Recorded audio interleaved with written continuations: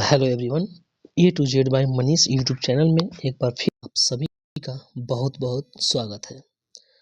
इस वीडियो में हम आपके लिए लेकर के आए हैं चारों सब्जेक्ट्स का बेहतरीन प्रैक्टिस सेट, जिसमें आपको मिलेंगे 10 मैथ्स के क्वेश्चन, 10 रीजनिंग के क्वेश्चन, 10 इंग्लिश के क्वेश्चन और 10 जीके जीएस के क्वेश्चन। और इस तरीके से आपको एक हॉलिस्टिक अप्रोच पता चलेगी हॉलिस्टिक प्रैक्टिस के जरिए। तो इस वीडियो को आप अंत तक ज़रूर देखें और आप ये समझ पाएंगे कि एग्ज़ाम में किस तरीके से क्वेश्चन पूछे जाते हैं।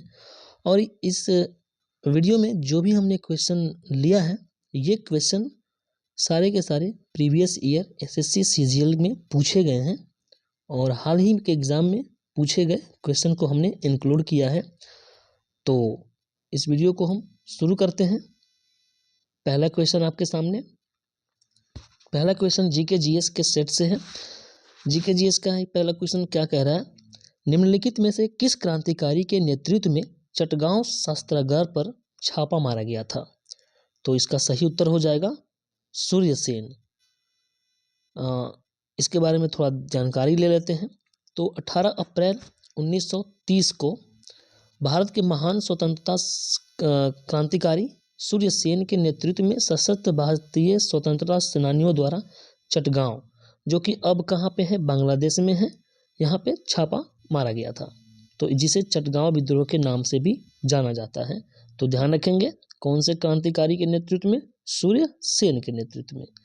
नेक्स्ट क्वेश्चन आपके सामने, अगला क्वेश्चन है वर्ष 1952 में निम्नलिखित में से किसने फिल्म अमर भूपाली, जो एक साथ 2 भाषाओं में निर्मित की जा रही थी, के लिए अपनी आवाज़ दी और उन्होंने बंगाली और मराठी दोनों में गीत गाए?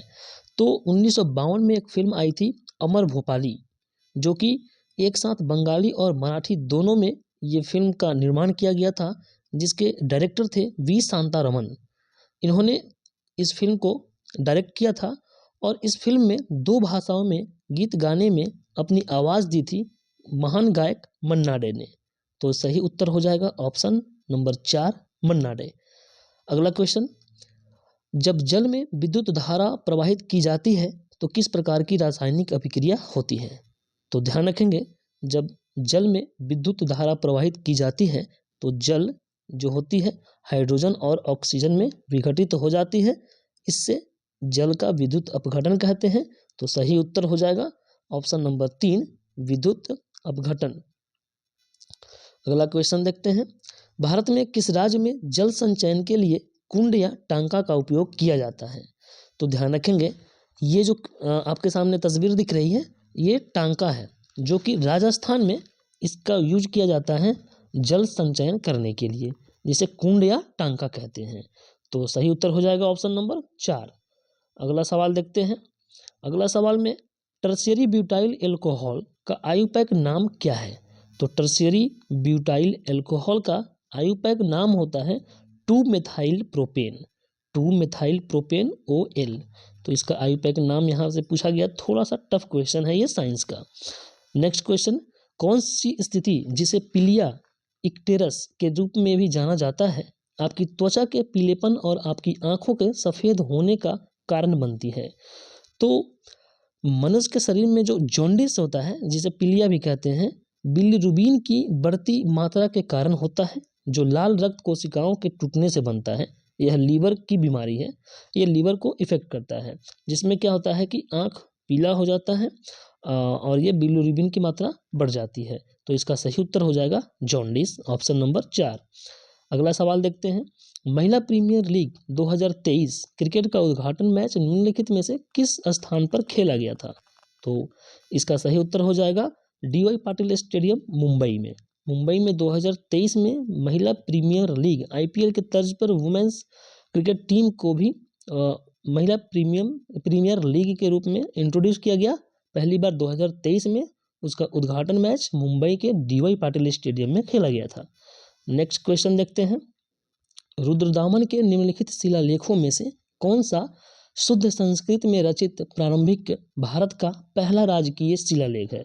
तो गिरनार का जो शिलालेख है वो रुद्रदामन के शिलालेखों में से एक है जो प्योर संस्कृत में रचित है और वो भारत का पहला राजकीय शिलालेख भी है, इसलिए ये क्वेश्चन इम्पोर्टेंट था और पूछा गया था।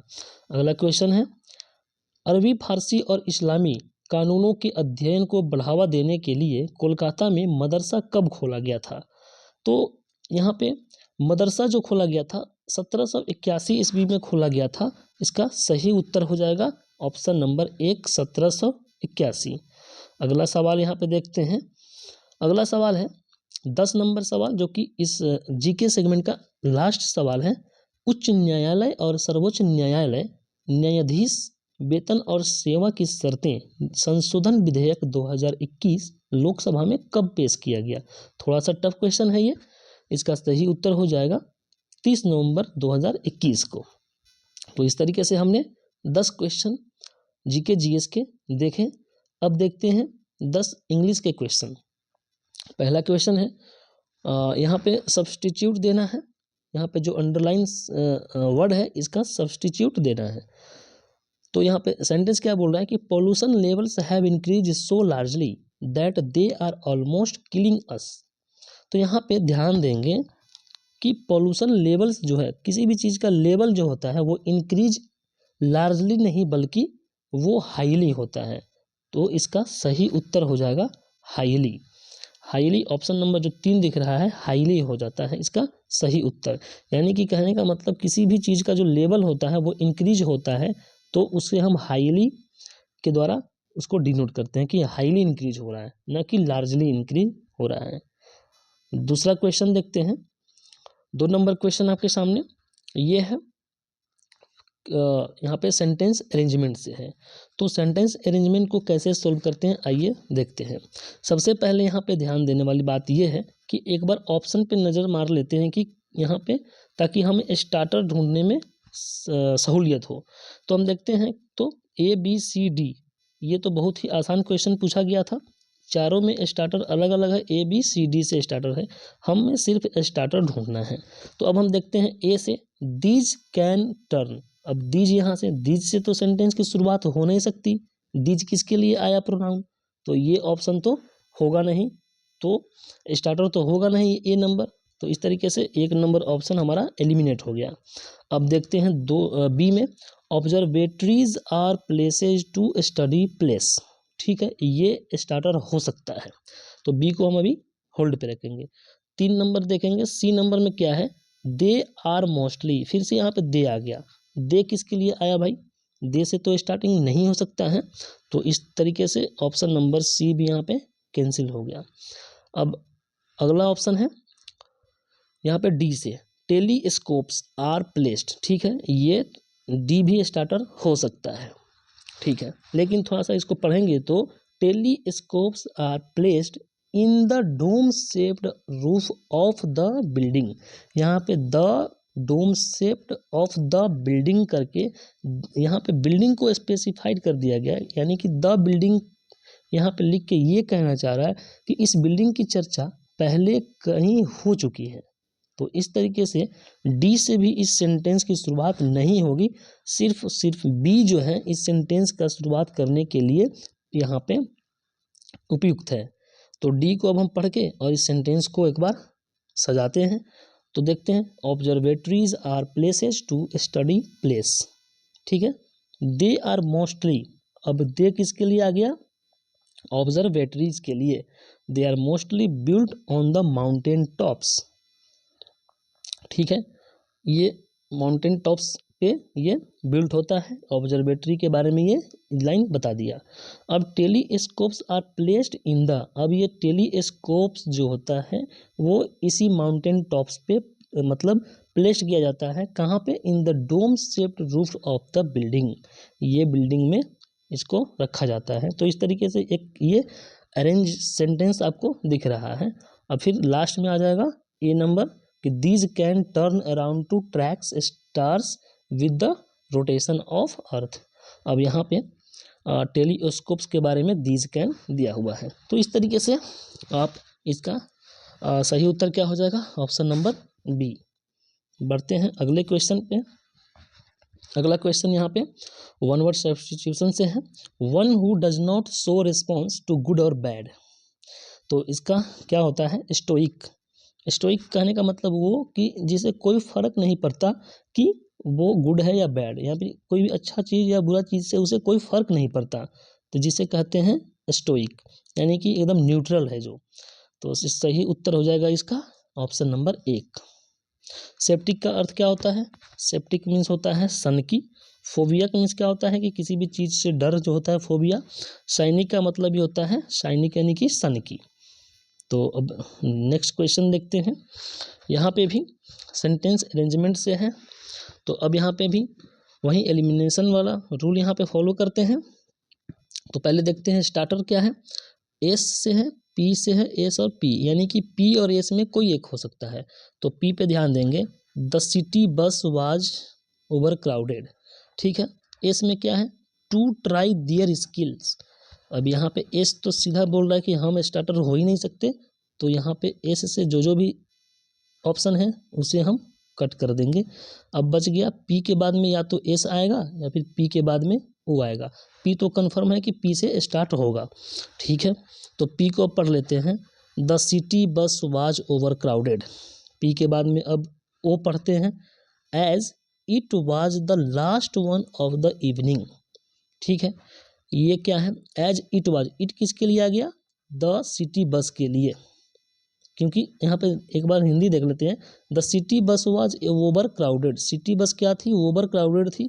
क्यों? क्योंकि it was the last one of the evening, ये शाम की जो बसें थी उसमें से ये लास्ट बसें थी। तो यहाँ पे पी के बाद में ओ हमें बनता हुआ दिखाई दे रहा है। अब पूरा सेंटेंस पढ़ लेते हैं, ठीक है। ओ के बाद में क्यू होगा। And this gave an opportunity. This gave, this किसके लिए आ गया? सिटी बस के लिए। This gave an opportunity to the pick pockets. यहाँ पे पिक पॉकेट्स यानी कि जो पॉकेट मार होते हैं उनके लिए ये अपॉर्चुनिटी देता है to try to their skill, वो अपने स्किल का इस्तेमाल करे और आपका जेब काट सके। तो इस तरीके से ये एक सेंटेंस अरेंज हो चुका है। यहाँ पे ऑप्शन नंबर जो 4 है इसका सही उत्तर हो जाएगा POQRS। बढ़ते हैं अगले क्वेश्चन पे। अगला क्वेश्चन यहाँ पे एंटोनिम पूछा जा रहा है स्कैरी का। तो स्कैरी का मतलब क्या हो जाता है? डरावना। किसी भी चीज़ से जो डरावना होता है वो स्कैरी कहलाता है। इसका ऑफुल भी हो जाता है। इसका ऑफुल, जो ऑफुल दिया हुआ है ये इसका सिनोनिम है। ऑफुल का मतलब भी हो जाता है डरावना। ऑफुल का मतलब क्या हो जाएगा? डरावना। वहीं प्रिस्टाइन का मतलब क्या हो जाएगा? प्राचीन या फिर पुराना। ब्राइट का मतलब तो जानते हैं चमकीला। और यहाँ पे एक लास्ट ऑप्शन जो है कंफर्टिंग। कंफर्टिंग का मतलब हो जाता है सहज, यानी कि जो डरावना नहीं है, कहने का मतलब ये कंफर्ट है, कंफर्ट जोन से रिलेटेड है। तो इसका एंटोनिम हो जाएगा कंफर्टिंग। स्कैरी का एंटोनिम हो जाएगा कंफर्टिंग। सही उत्तर हो जाएगा ऑप्शन नंबर 4। अगला क्वेश्चन देखते हैं। अगला क्वेश्चन में भी एंटोनिम पूछा गया है और एक सेंटेंस के द्वारा एंटोनिम पूछा गया है। सेंटेंस क्या है कि if you want to be a good detective it helps to have an inquisitive nature. तो इंक्विजिटिव मीन्स क्या होता है कि जिज्ञासु, जो कि इंटरेस्टेड है, कोई भी चीज़ जानने की इच्छुक है वो, तो उसे कहते हैं इंक्विजिटिव। अब यहाँ पे कॉम्प्रिहेंसिव का मतलब होता है विस्तृत। कॉम्प्रिहेंसिव यानी कि समझने लायक। इंट्रूसिव का मतलब होता है घुसपैठिया। जो घुसपैठी होते हैं उसे इंट्रूसिव कहते हैं। आइटमाइज का मतलब होता है किसी भी चीज़ को अलग अलग रखना। बहुत सारे चीज़ है, वहाँ कोई सामान है तो उसे आइटमाइज करके रखते हैं। तो इसका एंटोनिम हो जाएगा डिसइंटरेस्टेड। डिसइंटरेस्ट जो हो जाएगा ये इंक्विजिटिव का एंटोनिम हो जाएगा अनिच्छुक। नेक्स्ट क्वेश्चन देख लेते हैं। यहाँ पे select the most appropriate option to substitute the underline segment in the given sentence. अब यहाँ पे अंडरलाइन सेगमेंट जो है उसका मोस्ट अप्रोप्रिएट ऑप्शन चुनना है। अंडरलाइन सेगमेंट, अब यहाँ पे पहले पूरा सेंटेंस एक बार पढ़ लेते हैं ताकि पता चल जाए। तो पूरा सेंटेंस अगर पढ़ते हैं तो Raju job as a clerk seemed to be bad at first because of the low salary but resulted in something good happening later because it saved him from the being unemployed. यानी कह रहा है कि राजू का जो जॉब था clerk का, वो स्टार्टिंग में तो बुरा उसे लग रहा था क्योंकि बहुत ही कम सैलरी थी, बट एट द एंड क्या हुआ, something good happening later because, क्योंकि उससे वह बचाया किस चीज़ से, अनएम्प्लॉयड होने से वो बचाया। अगर वो भी नहीं रहता, क्लर्क भी नहीं रहता, तो वो अनएम्प्लॉयड रहता। तो अनएम्प्लॉयड रहने से तो बेहतर है कि आप क्लर्क रहो। ठीक है, तो इसका एक इडियम क्या होता है, बड़ा ही पॉपुलर इडियम है, ब्लेसिंग्स इन डिसगाइज्ड। ब्लेसिंग्स इन डिसगाइज, यहाँ पे ऑप्शन जो 2 दिख रहा है ये इसका उत्तर हो जाएगा, जिसका मतलब होता है ब्लेसिंग इन डिसगाइज का an apparent misfortune that eventually has good result. यानी कि कोई भी चीज़ जो शुरू में अच्छा नहीं लगता है वो लास्ट में एट द एंड बहुत ही अच्छा साबित होता है, उसे कहते हैं ब्लेसिंग इन डिसगाइज्ड। तो ऑप्शन बी इसका सही उत्तर हो जाएगा। अगला क्वेश्चन देखते हैं, इसमें भी एंटोनिम पूछा गया है, इसमें एंटोनिम ज़्यादा पूछा गया है, नेक्स्ट में सिनोनिम ज़्यादा पूछ लेंगे, कोई बात नहीं। यहाँ पे किसका एंटोनिम पूछा गया है, अल्ले का, यहाँ पे अंडरलाइन का एंटोनिम पूछा गया है। तो इसका मतलब होता है, अल्ले का मतलब होता है शांत कराना, कम करना। और ऑप्शन यहाँ पे एक जो दिख रहा है आपको, ये अग्रावेट का मतलब होता है उकसाना। ठीक है, तो इसका तो आंसर हो जाएगा यहीं, अल्ले का हो जाएगा अग्रावेट। इसका उत्तर हो जाएगा ऑप्शन नंबर 1, मोडिफाई, सिंप्लीफाई और मिटिगेट। ये तीनों जो है आपस में क्या है, सिनोनिम है। ये एक तरीके से चारों सिनोनिम है, अल्ले, मोडिफाई, सिंप्लीफाई और मिटिगेट। तो इसका सही उत्तर हो जाएगा ऑप्शन नंबर 1। नेक्स्ट क्वेश्चन देखते हैं, 9 नंबर क्वेश्चन। यहाँ पे देखना है क्या, एरर ढूंढना है। सेंटेंस क्या है, every students in the hostel decided to travel to Delhi to witness the republic day parade. तो अब यहाँ पे देखेंगे हम कि कॉन्सेप्ट क्या है, कि एवरी और ईच का यहाँ पे कॉन्सेप्ट है। एवरी और ईच क्या होता है कि दोनों ही अपने साथ ऑलवेज सिंगुलर नाउन्स लेते हैं, जबकि यहाँ सेंटेंस में एवरी के साथ में स्टूडेंट्स लगा दिया गया है।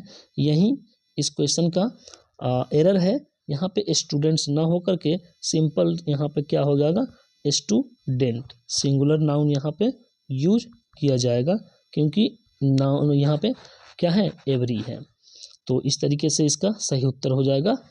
और पहला ही पार्ट, लास्ट क्वेश्चन देखते हैं इस सेगमेंट का, क्या बोला है यहाँ पे,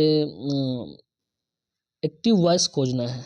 पैसिव में ऑलरेडी सेंटेंस दिया हुआ है, एक्टिव हमें बनाना है। The homework must be done by you, यहाँ पे must be done, must plus V1 यहाँ पे हम ढूंढ लेंगे, वो आंसर मेरा हो जाएगा। पहला यहाँ पे ऑप्शन हैव प्लस डन है, ये तो होगा नहीं। दूसरा विल है, ये नहीं होगा। तीसरा डू है, नहीं होगा।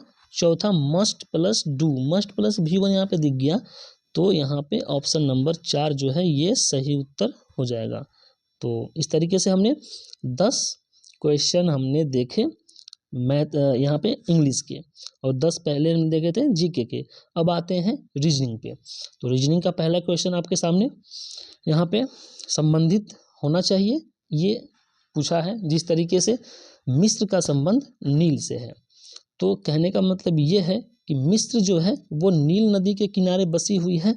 तो निम्नलिखित में कौन ऐसा पेयर है जो इसको सही रूप से निरूपित करता है।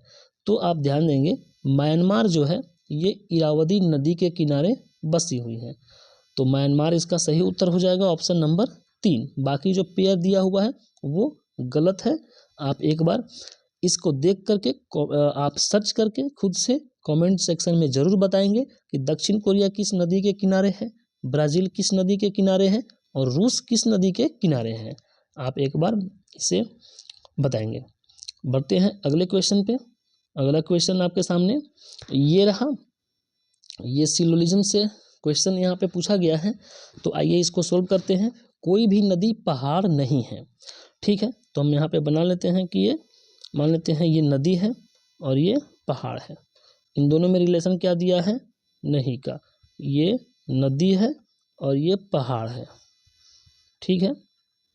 कुछ नदियाँ जानवर हैं। अब यहाँ पे मान लेते हैं ये नदी जो है कुछ जानवर हैं, तो यहाँ पे मान लेते हैं जानवर हैं। कुछ पक्षी पर्वत है, अब दो अलग एलिमेंट दे दिया, कुछ पक्षी पर्वत है। ये हो गया पक्षी और ये हो गया पर्वत, ठीक है। अब यहाँ पे कंक्लूजन देखते हैं, निष्कर्ष क्या दिया है कि कोई भी जानवर पहाड़ नहीं है। तो सही बात है, जानवर तो यहाँ पे है और पहाड़ यहाँ पे है, इसका तो कोई डायरेक्टली रिलेशन दिया हुआ नहीं है। तो ये जो है जो निष्कर्ष है ये बिल्कुल सही बोल रहा है कि कोई भी जानवर पहाड़ नहीं है। दूसरा निष्कर्ष क्या है, कोई भी नदी पक्षी नहीं है। तो ये भी नदी तो यहाँ पे है और पक्षी यहाँ पे है, तो ये भी कोई रिलेशन यहाँ पे नहीं है। तो ये भी जो ऑप्शन दिया हुआ है, जो निष्कर्ष दिया हुआ है, बिल्कुल सही कह रहा है कि कोई भी नदी पक्षी नहीं है। तो इसका सही उत्तर हो जाएगा बोथ 1 and 2 आर फॉलोड, यानी कि दोनों अनुसरण करता है। बढ़ते हैं अब अगले क्वेश्चन पे। अगला क्वेश्चन यहाँ पे व्हाट के चिन्ह पे क्या आएगा। तो पहले हम क्या करते हैं, यहाँ पे नंबर से ही देख लेते हैं। ये 39, 35, 31, 27, ये हम देख रहे हैं कि 4 कम हो गया, यहाँ भी 4 कम, यहाँ भी 4 कम, तो यहाँ भी 4 कम हो जाएगा। तो 27 में से 4 कम हो जाएगा तो कितना हो जाएगा, 23। तो 23 सिर्फ और सिर्फ एक ही ऑप्शन हमें दिख रहा है, ऑप्शन नंबर 3। आगे हमें चेक करने की ज़रूरत भी नहीं है। इस तरीके से आप एग्ज़ाम में क्वेश्चन को जल्दी मतलब सोल्व कर सकते हैं। बाकी आप चाहे तो एक बार इसे चेक भी कर सकते हैं, बाकी आएगा NG23 ही। अब बढ़ते हैं अगले क्वेश्चन पे। अगला क्वेश्चन यहाँ पे चौथा नंबर क्वेश्चन क्या है, इस पेयर में से कौन ऑड है, ये हमें चुनना है। तो ऑड वन यहाँ पे आउट करना है। तो पहला ऑप्शन जो देखते हैं, ई से ओ, ई है और वो है, तो यहाँ पे ई कितना है, 5 पे है, और ओ कितना पे है, 15 पे। दोनों का अंतर कितना हो गया, बढ़ कितना गया है, ये 10, ठीक है। ऑप्शन नंबर बी देखते हैं, के से यू, के कितना पे होता है, 11 पे, और यू कितना पे होता है, 21 पे। ये कितना है, 10 का अंतर यहाँ भी है, 10 का अंतर पहले वाले ऑप्शन में भी था, ठीक है। तीसरा देखते हैं, पी और एफ। यहाँ पे पी है, पी से स्टार्टिंग है और ओ से स्टार्टिंग है, ठीक है। पी कितना है, 16, और ओ कितना है, 15। यहाँ पे अंतर कितना हो गया, ये तो -1 हो गया, बढ़ा नहीं, -1 हो गया। तो ये थोड़ा सा हमें अल्टर लग रहा है। बाकी ये चौथा भी चेक कर लेते हैं, सी कितना पे है, 3 पे, एम कितना पे है, 13 पे। तो इसमें भी अंतर 10 का है। तो पहला ऑप्शन में अंतर 10 का, दूसरे ऑप्शन में अंतर 10 का, चौथे ऑप्शन में अंतर 10 का है। लेकिन जो तीसरा ऑप्शन है वो अंतर -1 का है। तो इस तरीके से तीसरा जो है इसमें ऑड वन है। तो राइट आंसर इसका हो जाएगा ऑप्शन नंबर 3। अब बढ़ते हैं अगले क्वेश्चन पे। अगला क्वेश्चन में यहाँ फिर से पूछा गया है कि यहाँ पे वाट के स्थान पे क्या आएगा। तो चेक कर लेते हैं, बी है, बी से डी हो गया, डी से अब यहाँ पे वाट के स्थान पे क्या आएगा, फिर डी से यहाँ पे एच हो गया, एच से जे है, तो बी सी डी +2 हुआ। डी के बाद में फिर मान लेते +2 होगा तो एफ होगा, फिर +2 होगा तो एफ जी एच होगा। ये पैटर्न एक फॉलो करता जा रहा है, +2 का। तो एफ से तो स्टार्टिंग होगा, ये तो पता चल गया कि स्टार्टिंग में एफ होगा। तो ये 4 नंबर ऑप्शन कैंसिल और ये 3 नंबर ऑप्शन कैंसिल। अब या तो एक होगा या फिर 2 आंसर होगा। अब लास्ट वाला हम चेक कर लेते हैं, आर से एंड होगा या फिर के से। तो लास्ट वाला चेक करते हैं। तो यहाँ पे ओ है और ये एम, और यहाँ पे क्या आएगा ये देखना है। फिर यहाँ पे आई हो गया, फिर यहाँ पे जी हो गया। तो अब हम क्या करते हैं कि उल्टा चलते हैं ताकि हमें चेक करने में सही रहे। तो जी एच आई -2 है, आई जे के मतलब +2 है, तो यहाँ पे के यहाँ पे बन रहा है, क्योंकि आगे भी देखते हैं कि एल एम 2 बढ़ गया, एम एन ओ यहाँ भी 2 बढ़ गया। तो यहाँ पे हम देख रहे हैं कि के से लास्ट हो रहा है, एफ से शुरू हो रहा है। तो ऐसा सिर्फ और सिर्फ ऑप्शन क्या है, 2 नंबर जो ऑप्शन है ये इसको पैटर्न को पूरा कर रहा है। तो सही उत्तर हो जाएगा 2। अब बढ़ते हैं अगले क्वेश्चन पे। अगला क्वेश्चन एक बार फिर से सिलोजिज्म से है। सभी पंखे ब्राउन हैं, तो यहाँ पे हम बना लेते हैं, ये मान लेते हैं पंखे हैं और ये ब्राउन है। सभी पंखे क्या है, ब्राउन है, ठीक है। कुछ ब्राउन कुर्सियाँ हैं, ठीक है, कुछ ब्राउन को हमने कुर्सी मान लिया, ठीक है। कुछ कुर्सियाँ प्लास्टिक है, ठीक है, कुछ कुर्सियाँ प्लास्टिक है। ये हमारे पास कथन दिया था, हमने बना लिया। अब यहाँ पे निष्कर्ष क्या है, कुछ ब्राउन पंखे हैं, सही बात है। कुछ जो ब्राउन है, ये सारे ब्राउन जो है पंखे ही तो है, ब्राउन ही तो है ये रियल में, तो ये सही है। फिर दूसरा है क्या, कुछ कुर्सियाँ ब्राउन है, सही बात है, ये जो पार्ट है कुछ कुर्सियाँ ब्राउन है, सही है। तीसरा है कोई कुर्सी प्लास्टिक नहीं है, नहीं ये तो गलत है, क्योंकि ये जो पार्ट है कुछ कुर्सी प्लास्टिक है, अगर है रहता तो सही रहता, यहाँ पे नहीं दे दिया है तो ये गलत हो गया। तो यहाँ पे आंसर कितना हो जाएगा, ओनली 1 and 2 आर फॉलोड। तो इस तरीके से आप इस क्वेश्चन को सॉल्व करेंगे। अगले क्वेश्चन पे बढ़ते हैं। अगला क्वेश्चन क्या है, इसे सॉल्व करना है, प्लस और माइनस को चेंज करना है, अच्छा, और माइनस गुना और भागा को चेंज करना है। तो यहाँ पे सॉल्व करते हैं, ये हो जाएगा 4 - 6 प्लस 91 भागा 7 प्लस में 5। तो यहाँ पे -2 प्लस 13 प्लस 5, 13 5 18, 18 में से 2 गया 16, इसका सही उत्तर हो जाएगा, जो कि ऑप्शन नंबर 3 हो जाएगा। अगले क्वेश्चन पे बढ़ते हैं। अगला क्वेश्चन यहाँ पे नंबर सीरीज से है, देखते हैं अंतर कितना है। ये कितना का हो गया, 24 का ये अंतर हो गया, और ये कितना का हो गया, 27 का। ये कितना का अंतर हो गया, 30 का। ये कितना का अंतर हो गया, 33 का। एक पैटर्न यहाँ पे बन रहा है, 24 3 बढ़ गया, 27 3, 30 3, तो यहाँ पे 33 प्लस 3 यहाँ पे 36 बढ़ेगा। तो 213 में अगर हम 36 ऐड करेंगे तो 249 सही उत्तर हो जाएगा, जो कि ऑप्शन नंबर 2 इसका 249 सही उत्तर हो जाएगा। तो यहाँ पे देखेंगे इस तरीके से इस क्वेश्चन को आप सोल्व करेंगे। अगला क्वेश्चन देखते हैं, 9 नंबर क्वेश्चन। अगला क्वेश्चन यहाँ पे फूड को किस प्रकार से लिखा जाएगा, ये हमसे पूछा गया है। अब देख लेते हैं कि कोड क्या क्या है। इट इज़ योर लाइफ और इट इज़ योर फूड, यानी दोनों में इट इज़ योर कॉमन यहाँ पे दिख रहा है। अब देख लेते हैं कोड में क्या क्या कॉमन है।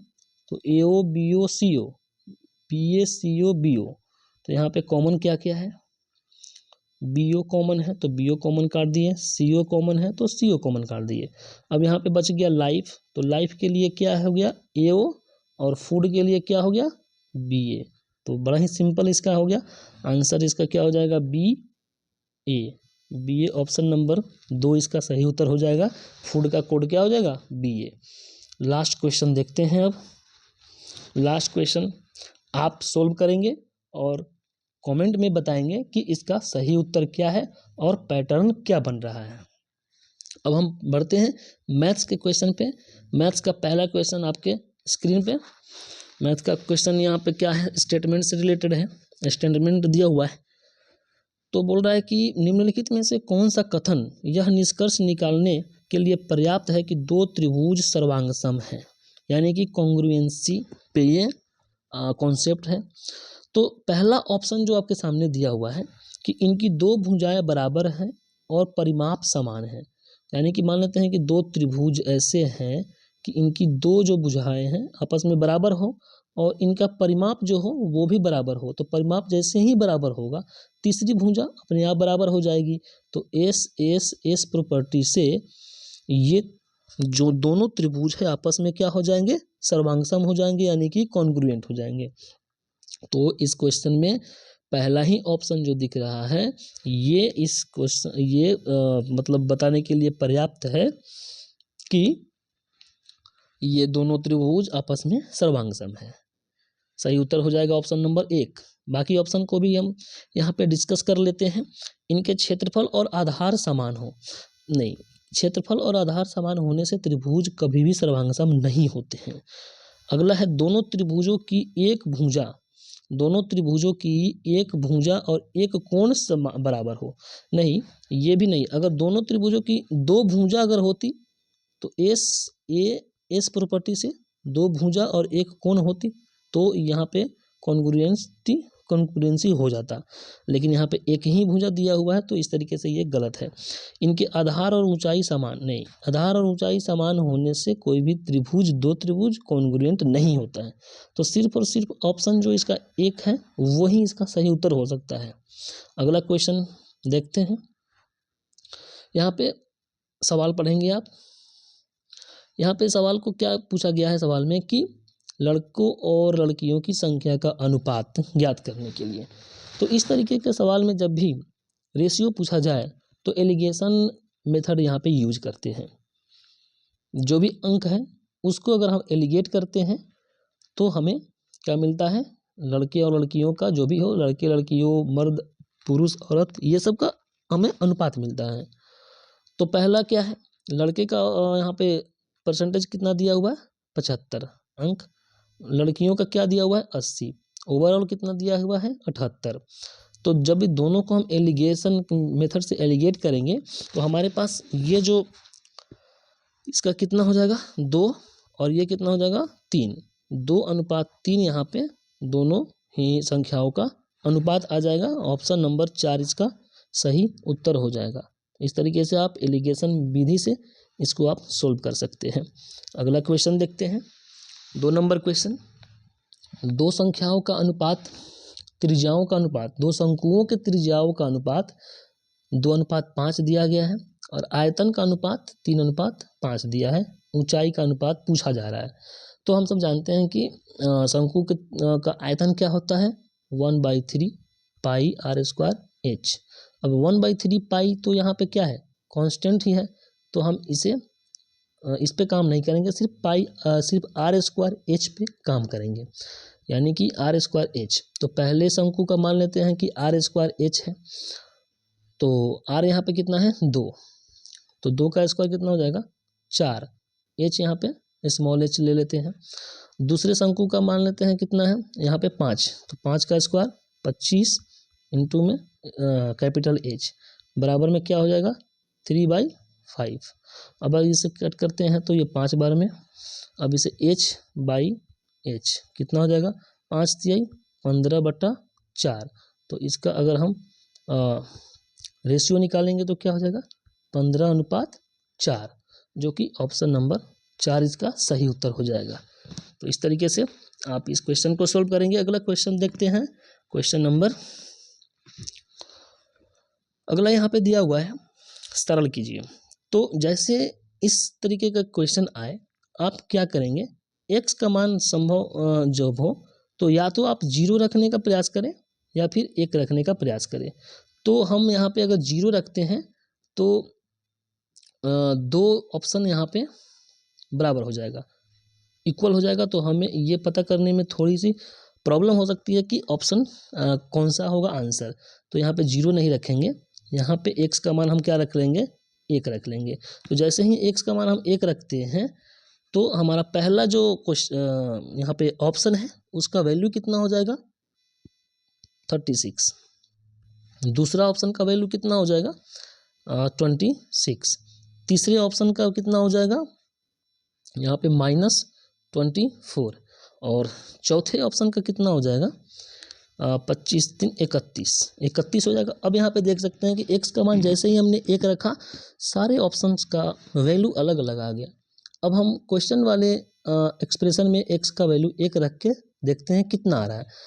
तो यहाँ पे देखेंगे 125 और 75 200 215 और 116 216 तो ऊपर आ गया बट्टा यहाँ पे क्या होगा -24, ये एक रखेंगे यहाँ पे तो 24, यहाँ पे -24 हो जाएगा, -24 गुना यहाँ पे कितना हो जाएगा -4, तो यहाँ पे -4 और ये माइनस माइनस कैंसिल, 4 से 6 बार में, 6 से ये 36 बार में कैंसिल हो जाएगा।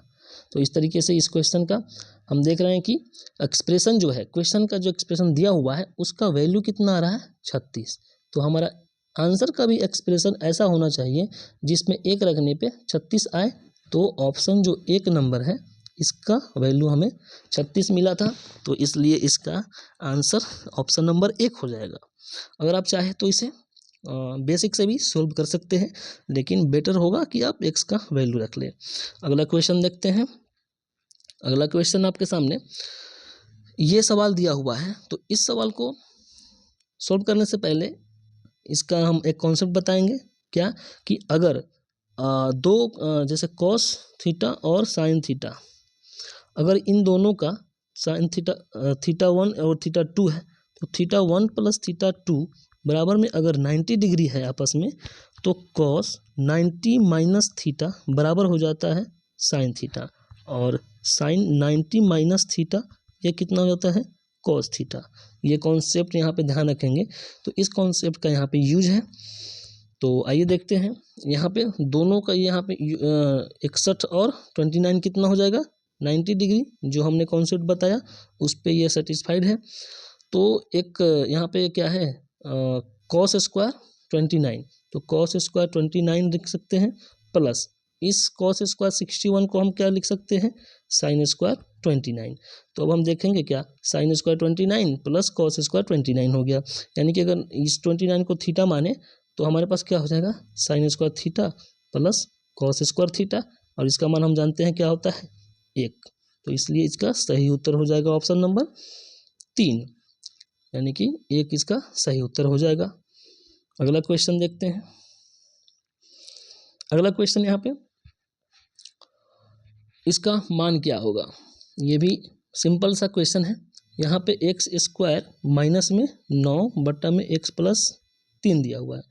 अब यहाँ पे इसको हम एक्सपेंड करते हैं तो क्या लिख सकते हैं एक्स स्क्वायर माइनस में 3 का स्क्वायर लिख सकते हैं।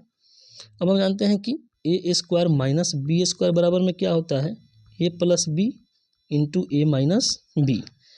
तो ए की जगह पे एक्स है, बी की जगह पे 3 है, तो इसको इसी फॉर्मूले पे तोड़ते हैं तो क्या हो जाएगा एक्स प्लस 3 और एक्स माइनस 3 बट्टा में क्या हो जाएगा एक्स प्लस 3, एक्स प्लस 3 से एक्स प्लस 3 कैंसिल, बचा क्या सिर्फ यहाँ पे एक्स माइनस 3, जो कि ऑप्शन नंबर 1 इसका सही उत्तर हो जाएगा। अगले क्वेश्चन पे बढ़ते हैं। अगला क्वेश्चन यहाँ पे टाइम एंड वर्क से है। तो यहाँ पे टाइम एंड वर्क में क्या होता है वर्क बराबर में क्या होता है टाइम इंटू इफिशियंसी, यहाँ पे ये ध्यान देंगे। तो वर्क यहाँ पे क्या हो जाएगा टाइम इंटू इफिशियंसी, ठीक है। और अगर हमें टाइम निकालना हो तो वर्क को किस चीज़ से डिवाइड करेंगे इफिशियंसी से, अगर इफिशियंसी निकालना हो तो वर्क को किससे डिवाइड करेंगे टाइम से। ये बेसिक कॉन्सेप्ट आपको ध्यान में रहना चाहिए। तो यहाँ पे देख लेते हैं पी और क्यू जो है, पी और क्यू, इसमें क्या बोला है कि क्यू से 21 गुना है पी, तो पी क्यू से 21 गुना है, क्या है ये इफिशियंसी दिया हुआ है, ठीक है।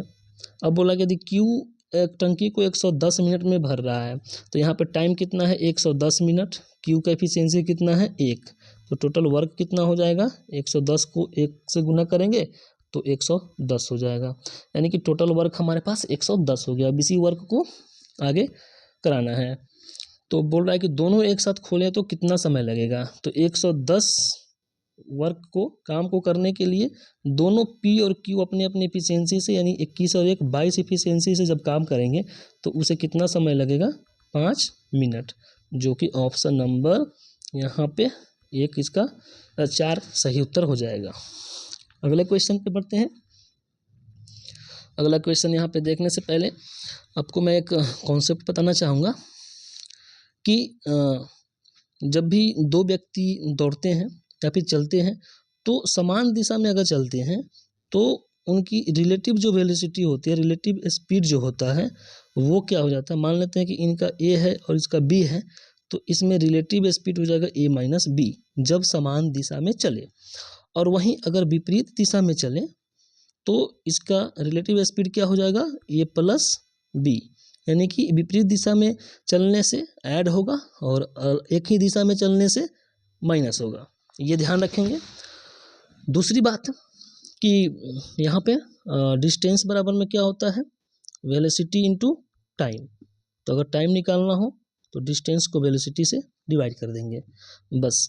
अब यहाँ पे देख लेते हैं डिस्टेंस कितना दिया हुआ है 840 और यहाँ पे रिलेटिव स्पीड समान दिशा में है, यहाँ पे समान दिशा में है तो रिलेटिव स्पीड क्या होगा माइनस होगा, तो 6 और 12 का अंतर कितना हो जाएगा 6, तो 840 को 6 से अगर डिवाइड करेंगे तो कितना आ जाएगा 140। ऑप्शन नंबर 3 इसका सही उत्तर हो जाएगा। इस सवाल का आंसर 140 सेकंड के बाद में वो अगली बार मिलेंगे। नेक्स्ट क्वेश्चन देखते हैं। अगला सवाल आपके सामने दिया कि एक वस्तु पर 550 रुपया अंकित है, ठीक है, और 40% की छूट पर बेचा जाता है तो विक्रय मूल्य से इसे 10% का अधिक होता है, तो क्रय मूल्य ज्ञात करना है, ठीक है। तो यहाँ पे ध्यान देंगे 550 रुपया यहाँ पे मार्क्स प्राइस है और इसका 40% पे छूट पे बेचा जाता है, यानी कि इसको 6/10 पे बेच दिया गया। अब ये 6/10 पे बेचने पे ये क्या हो गया कि क्रय मूल्य से 10% अधिक, यानी कि ये जो है ये पूरा जो टोटल वैल्यू है 110% का है, लेकिन हमें क्रय मूल्य निकालने के लिए 100% निकालना है तो 100 से हमने गुना कर दिया। अब इसको यहाँ पे काटा पीटी मचा देते हैं, 1 0 से 1 0, 11 से यहाँ पे 5 हो गया, 1 0 से 1 0 कैंसिल, 5 6 30, 30 पे 1 0, 300 इसका सही उत्तर हो जाएगा ऑप्शन नंबर 4। तो इस तरीके से आप इस क्वेश्चन को सोल्व कर सकते हैं। अगला क्वेश्चन देखते हैं। अगला क्वेश्चन आपके सामने बहुत ही यहाँ पे ये ट्रिकी क्वेश्चन पूछा गया था। सवाल में क्या पूछा जा रहा है, बोला जा रहा है कि 5 रुपये 2 रुपये 1 रुपये के सिक्के जो कि 100 रुपये का भुगतान करना है, टोटल वैल्यू कितना है 100 रुपया। यहाँ पे ध्यान देंगे टोटल वैल्यू 100 रुपया है, ठीक है, और वो सिक्कों की संख्या कितनी है 40, सिक्कों की टोटल संख्या कितनी है 40, तो 5 रुपये वर्ग मूल के सिक्कों की संख्या कितनी है ये पूछा जा रहा है। तो इस क्वेश्चन को अगर आप बेसिक से करोगे तो बहुत टाइम लगेगा, अगर हम ऑप्शन से देखें तो ऑप्शन से तुरंत इसको हम सोल्व कर सकते हैं। सबसे पहले हम यहाँ पे मान लेते हैं, चौथा नंबर ऑप्शन लेते हैं कि मान लेते हैं कि 5 रुपये की सिक्कों की संख्या 16 थी, तो 5 रुपये की अगर सिक्कों की संख्या 16 है तो टोटल कितना वैल्यू हो जाएगा 16 × 5 = 80 रुपया, 80 रुपये यहाँ पे बन गया, और हमें टोटल बनाना कितना है 100 रुपया, तो अभी बचा कितना 20 रुपया अभी बचा। 20 रुपये बनाने के लिए हमारे पास सिक्कों की अभी संख्या कितनी बची है, 40 में से 16 गया तो कितना 24, ठीक है, 24 बचा हुआ है सिक्कों की संख्या। और ये सिक्कों की संख्या में हमारे पास 2 टाइप के सिक्के हैं, एक 2 रुपये वाली और एक 1 रुपये वाली। अगर हम मान लेते हैं कि सिर्फ 1-1 रुपये का ही 2400 सिक्का होता तो वो कितना रुपया बना देता 24 रुपया, लेकिन हमें तो बनाना है सिर्फ कितना 20 रुपया ही, तो ये तो गड़बड़ हो गया। अगर मान लेते हैं आधा आधा भी रहता, 12 सिक्के 2 रुपये वाली 12 सिक्के 1 रुपये वाली, तो 1 रुपये वाली सिक्के 12 रुपये बना लेता, ठीक है, प्लस 12 सिक्के 2 रुपये वाली वो तो अकेले ही 24 रुपये बना लेती, तो ये 36 रुपये बना लेता, ये तो और ज़्यादा हो गया, जबकि हमें बनाना था कितना सिर्फ 20 रुपये। तो हम यहाँ पे क्या देखते हैं कि 16 रुपये अगर हम लेते, 16 सिक्के अगर हम ले लेते हैं 5 वाला तो ये 80 रुपया बना लेता है, और 20 रुपये बनाने के लिए इधर गड़बड़ हो रहा है। तो जब 16 सिक्के से नहीं हो पा रहा है तो 18 17 जो भी दिया हुआ है ये तो और ज़्यादा हो जाएगा। 18 अगर सिक्के मान लेते हैं ले लेते हैं तो अकेले 90 रुपया बना देगा, 17 सिक्के लेते हैं तो ये 85 रुपया बना देगा। जब 80 रुपये पे बन गया तो 20 रुपये के लिए इतना दिक्कत, तो 10 रुपये के लिए 15 रुपये के लिए तो और मुश्किल हो जाएगी। तो इस तरीके से आप 16 जैसे ही एलिमिनेट करोगे 17 और 18 अपने आप एलिमिनेट हो जाएगा, सिर्फ 13 ही ऐसा ऑप्शन है जो कि इस क्वेश्चन का सही उत्तर हो जाएगा। एक बार चेक कर लेते हैं, 13 सिक्के अगर होते तो 65 रुपया यहाँ पे बन जाता, ठीक है, बचता कितना हमारे पास 35 रुपया। 35 रुपये बनाने के लिए हमारे पास सिक्के कितने बचते 27 रुपये, 2 रुपये और 1 रुपये के सिक्के कितना बचते 27, क्योंकि 40 टोटल सिक्के थे, तो 27 सिक्के से यहाँ पे 35 रुपया बनाना यहाँ पे आसान हो सकता था। तो इस तरीके से इस क्वेश्चन को आप ऑप्शन से करेंगे तो जल्दी हो जाएगा। तो इस तरीके से हमने इस वीडियो में 10-10 क्वेश्चन के 4 सब्जेक्ट के 40 क्वेश्चन हमने आपको सोल्व करके बताए। उम्मीद है आपको ये वीडियो अच्छी लगी होगी। तो इस वीडियो को आप लाइक करें, शेयर करें और उन लोगों तक ज़रूर पहुंचाएं जो गवर्नमेंट एग्ज़ाम की तैयारी करते हैं, जिनको इसकी ज़रूरत है, ताकि वो ये समझ पाएँ कि एग्ज़ाम में क्वेश्चन कैसे सोल्व करते हैं और कैसे कैसे क्वेश्चन आते हैं। तो मिलते हैं अब अगली वीडियो में, तब तक के लिए जय हिंद,